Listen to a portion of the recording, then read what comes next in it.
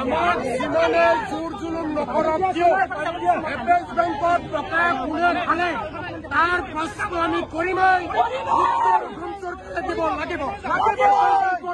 কোনে খালে তাৰ বিচাৰ অসমবাসীক দিব লাগিব। যেতিয়ালৈকে ইয়াৰ উত্তৰ নাপাওঁ তেতিয়ালৈকে আমাৰ আন্দোলন অব্যাহত থাকিব। আমি হাজাৰ পুলিচ লগা বাধা দিলেও অসমৰ সম্পদ এপেক্স বেংকত টকা লুটি খোৱাসকলৰ বিৰুদ্ধে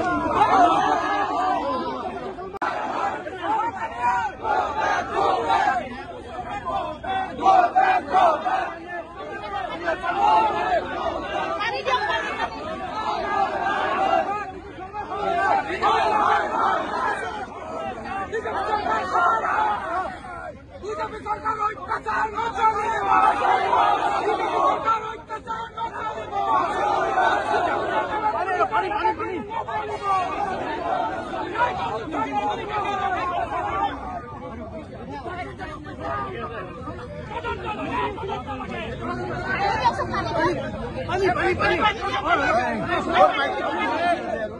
আমাৰ যিমানে জোৰ জুলুম নকৰক কিয় এপেক্স বেংকত টকা কোনে খালে তাৰ প্ৰশ্ন আমি কৰিমেই।